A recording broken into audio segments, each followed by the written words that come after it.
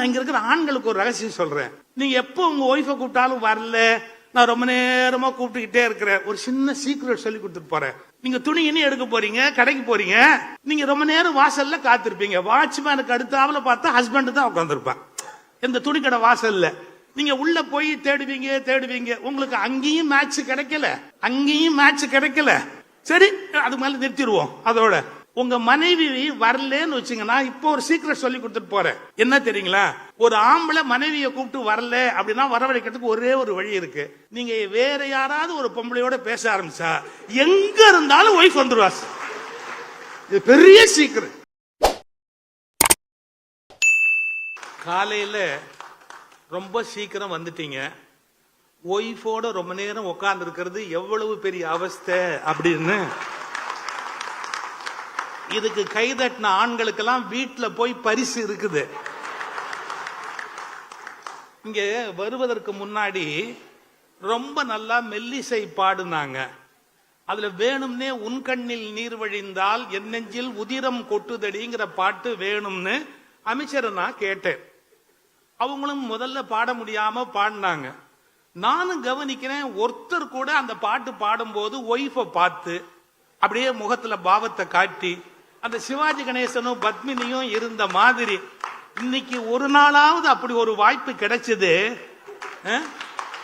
கொஞ்சம் ஒரு நிமிஷம், அந்த படத்துல ஒரு சீன் வரும், வியட்நாம் வீட்டுல அந்த பாட்டுல ஒரு வரி வரும், என் வேதனையை யார் அறிவார் அப்படின்னு ஒரு வார்த்தை. அந்த கணவன் பாடுறான், என் வேதனையை யார் அறிவார் அப்படின்னு. பத்மினியோட கண் அப்ப பார்க்கணும். அதாவது என்ன நான் கூடவா தெரியாது, எனக்கு கூடவா உன் கஷ்டம் தெரியாதுங்கிற மாதிரி அந்த கண்ணுல ஒரு கவலையை காட்டுவாங்க. அடுத்த வரி பாட்டுல, உன்னை போல் தெய்வம் ஒன்றே அறியும். இதெல்லாம் இப்ப தட்டுங்க, அப்பெல்லாம் ரசிச்சிருக்க வேண்டாமா? அந்த பாட்டு வரிய எவ்வளவு நல்லா பாடினாங்க. நல்லது, ஏதோ ஒரு 2 மணி நேரமாவது ஒன்னா இருந்தீங்க, வாழ்க.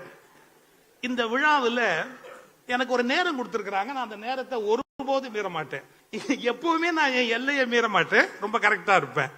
ஒரே ஒரு விஷயம், நீங்க எல்லாம் மூத்த தம்பதிகள், எனக்கு 73 ஆச்சு, அதனால கொஞ்சம் புத்தி சொல்றதுக்கு ஒரு தகுதி இருக்கு.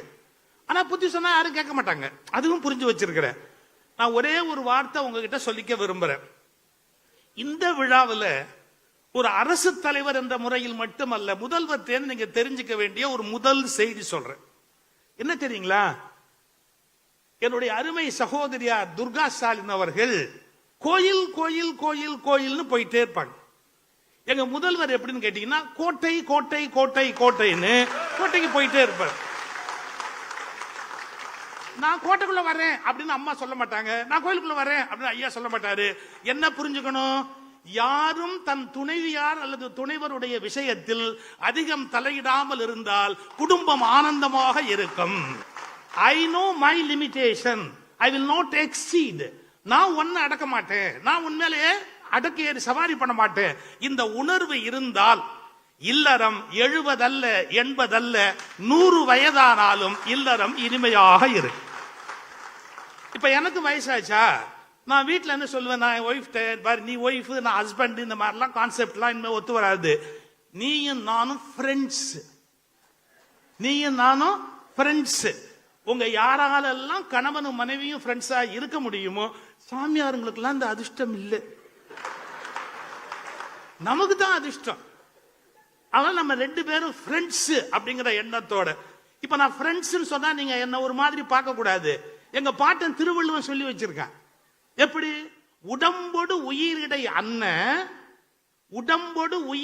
அன்ன மற்றன்ன மடந்தையோடு எம்மிடை நட்பு அப்படின்னார். மனைவியோடு வாழ்கிற வாழ்க்கை நட்பு என்ற வார்த்தையை திருவள்ளுவர் பயன்படுத்தி இருக்கிறார். உலகத்திலேயே கணவனும் மனைவியும் ஆண்டான் அடிமையா இருக்கக்கூடாது. அவர்கள் வாழ்க்கை முழுவதும் நண்பர்களாக இருந்தால் நிச்சயமாக மிகப்பெரிய வெற்றி பெறும் என்பது வள்ளுவருடைய கருத்து. இப்ப இந்த திருமண விழாவை பற்றி சொல்லுகிறேன். எங்கள் செயல்வேக மிக்க அமைச்சர் அவர்கள் இந்த துறையிலே முதல்வர் இட்ட கட்டளையை நிறைவேற்றுவதில் அதிக ஆர்வம் உடையவர்கள். சட்டசபையில் எவ்வளவு அறிவிச்சாங்க தெரியுங்களா? 2000 தம்பதிகளுக்கு திருமணம் அப்படின்னு. 2000 முடிந்து இன்று 500 சேர்ந்திருக்கிறது. அவர்கள் எப்படின்னா சொன்னதை செய்வோம் என்பது மட்டுமல்ல, சொன்னதற்கு மேலேயே செய்வோம் என்ற அடிப்படையில் 2000 திருமணங்கள் சட்டசபையில் அறிவித்ததை முடித்து, இதுபோல் வயதான பெருமக்களுக்கு மரியாதை செய்வது முடித்து 500. ஆனால் முதல்வர் வருகிற போது கேட்கிறார்கள், ஏன் அடுத்து 20,000 பேருக்கு செய்ய வேண்டும், இந்த துறையில் இருந்து அத்தனை பேருக்கும் தர வேண்டிய மரியாதையை தர வேண்டும் என்று அமைச்சருக்கு சொல்லி இருப்பதாக அமைச்சர் அவர்கள் இப்போது தெரிவித்தார்கள். நீங்க புரிஞ்சுக்கணும், நல்லது செய்யணும் அப்படிங்கிற அந்த உணர்வு இன்னைக்கு மிக மிக அவசியம். நான் எனக்கு ஒரு நேரம் கொடுத்திருக்கிறாங்க, நான் அதை பல்லவி மாதிரி சொல்லிக்கிட்டே இருப்பேன். ஒரு நாள் நான் எக்ஸீட் பண்ண மாட்டேன். பாருங்க, இந்த விழாவை இங்க நடத்துற போது துறை நடத்துகிறது. வயதானவங்களுக்கு ஒரு பெரிய சிக்கல் இருக்கும் வாழ்க்கையில, புரிஞ்சுக்கிறது, மறதி அதிகமா இருக்கும். ஆனா அது பெரிய வரப்பிரசாதம். இல்லைன்னா நிறைய கோபம் வரும், பல விஷயத்தை ஞாபகம் வச்சு சண்டை போட்டுக்கிட்டே இருப்போம். நமக்கு மறதிங்கிறது ஒரு பெரிய வரப்பிரசாதம். வயதானால் நமக்கு மட்டும் மறதி வருவதில்லை, நம்மை சுற்றி இருக்கிற எல்லோருமே நம்மை மறந்து விடுவார்கள். நாம் அவர்களுக்கு செய்ததோ, நாம் அவர்களுக்காக வாழ்ந்ததோ, அவர்களுக்கு என்னென்ன உதவி செய்தோம் என்பதையோ வயதான பிறகு யாரும் நினைவில் வைத்திருக்க மாட்டார்கள். வயதானவருக்கும் மறதி வருகிறது, வயதானவர்களை பற்றி எல்லோருக்கும் மறதி வருகிறது. ஆனால் இந்த துறை உங்களை மறக்காமல் 70 அழைத்து கௌரவிக்கிறது என்றால், உறவினர்கள் மறந்தாலும் உறவினர்களை மேலே துறை உங்களிடத்தில் உறவினர் போல நினைவு வைத்திருக்கிறது என்பதற்கு அடையாளம். 2-3 நல்ல கருத்து சொல்றதுக்கு இந்த இடத்துல பயன்படுத்துறேன். எத்தனையோ பெண்கள் என்கிட்ட பேசும்போது சொல்லுவாங்க, எத்தனையோ பெண்கள் பேசும்போதுன்னா தப்பா நினைச்சிடாதீங்க, நான் பேசிட்டு இறங்கின உடனே பேசுவாங்க. இங்க இருக்கிற ஆண்களுக்கு ஒரு ரகசியம் சொல்றேன், நீங்க எப்போ உங்க ஒய்ஃபை கூப்பிட்டாலும் வரல, நான் ரொம்ப நேரமா கூப்பிட்டுக்கிட்டே இருக்கிறேன், ஒரு சின்ன சீக்ரெட் சொல்லி கொடுத்துட்டு போறேன். நீங்க துணி இனி எடுக்க போறீங்க, கடைக்கு போறீங்க, நீங்க ரொம்ப நேரம் வாசல்ல காத்திருப்பீங்க. வாட்ச்மேனுக்கு அடுத்தாவில பார்த்தா ஹஸ்பண்ட் தான் உட்காந்துருப்பான் இந்த துணி கடை வாசல்ல. நீங்க உள்ள போய் தேடுவீங்க, உங்களுக்கு அங்கேயும் மேட்ச் கிடைக்கல. சரி, அது மேல நிறுத்திடுவோம். அதோட உங்க மனைவி வரலன்னு வச்சுங்கன்னா, இப்போ ஒரு சீக்கிரம் சொல்லி கொடுத்துட்டு போறேன்.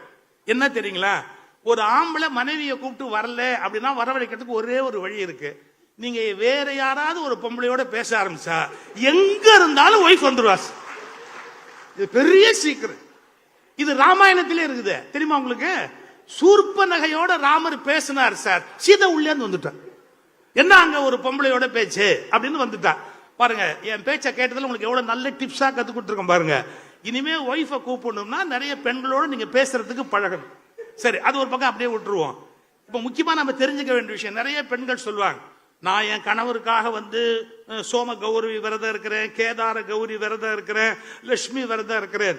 அம்மா, நீங்க ஒரே ஒரு விரதம் இருந்தா ஆண்கள் 100 வயசு இருப்பாங்க. மௌன விரதம் இருந்தீங்கன்னு வச்சுங்க, மௌன விரதம் மட்டும் நீங்க இருந்துட்டீங்கன்னு வச்சுங்க, ஆம்பளைங்க 100 வயசு ஸ்ட்ராங்கமா கண்டிப்பா வாழ்வாங்க. அது ஒண்ணுதான் உங்களால முடியலங்கிறீங்க, பரவாயில்ல, ட்ரை பண்ணி பாருங்க. முடியாதா? இன்னொரு பெரிய முக்கியமான விஷயம், முதுமையில நாம வெற்றி பெறணும்னா, இந்த காலத்தை கொண்டு போனோம்னா எப்படி வெற்றி பெற முடியும்? இதுக்கு நான் ஒரு பிலாசபி சொல்லி கொடுத்துட்டு போறேன். நாம் வயதான பிறகு வீட்டில் பிள்ளை பேரன் பேத்தியோடு இருக்கிற போது சாப்பிடுவதற்கு மட்டும்தான் வாய் திறக்க வேண்டும். நம்மை கேட்காத போது நம் மகனுக்கோ மகளுக்கோ பேரனுக்கோ பேத்திக்கோ நாம் அறிவுரை சொல்வதை நிறுத்திவிட வேண்டும். நாம் மகிழ்ச்சியாக இருக்க வேண்டும் என்றால் அவரவர் விருப்பப்படி அவரவர் இருக்கட்டும் என்று தலையிடாமை தத்துவம் அப்படின்னு ஒன்ன பின்பற்றணும்னு வச்சுங்க, கடைசி வரைக்கும் நம்மள முதியோர் இல்லத்துக்கு அனுப்ப மாட்டாங்க. தலையிடக்கூடாது. அது எப்படி இருந்தா என்ன அப்படின்னு. சார், என்னுடைய பெண்ணுக்கு பெண் பிறந்த போது அவளுக்கு வர்ஷினின்னு பேர் வச்சுட்டா, தமிழ்ல பேர் வைக்கல. அப்ப எல்லாரும் என்ன கேட்கிறாங்க, நீ தமிழறிஞர், உன் பொண்ணு பேத்திக்கு தமிழ்ல பேர் இல்ல, வடமொழியில பேர் இருக்கு, நீ தலையிடக்கூடாதான்னு கேட்டாங்க. நான் என்ன பேர் சொன்ன தெரியுங்களா? ஒரு ப்ராடக்ட்டுக்கு அந்த கம்பெனி தான் பேர் வைக்கும். புரியுதா? அதுல இருக்கிற ஷேர் ஹோல்டர் எல்லாம் பேர் வைக்க முடியாது. ஒரு ப்ராடக்ட்டுக்கு கம்பெனி தான் பேர் வைக்கும். அது அவங்க ப்ராடக்ட், அதனால அவங்க பேர் வச்சிருக்கிறாங்க. என் பேரனையும் பேத்தியும் பொறுத்த அளவுல முத்தம் மட்டும்தான் என்னுடைய சம்பந்தமே ஒழிய வேறு எதிலும் எனக்கு சம்பந்தம் இல்லை.